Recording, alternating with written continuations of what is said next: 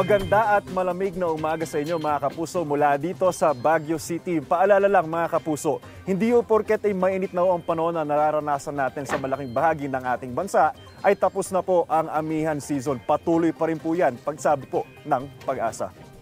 Base sa datos ng Metro Weather, posible ulit na bahagyang lumakas ang amihan ngayong darating na weekend. Pero hindi rin yun magtatagal. Sa ngayon, easterlies pa rin ang magiging pangunahing weather system sa bansa ayon sa Pag-asa. Dala niyan ay mainit na temperatura pero posible pa rin ang pag-uulan.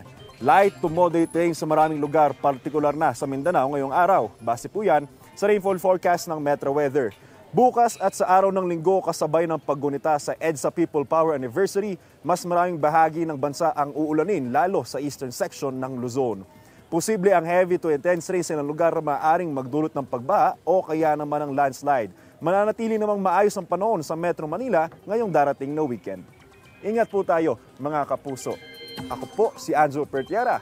Know the weather before you go. Para mark safe lagi, mga kapuso.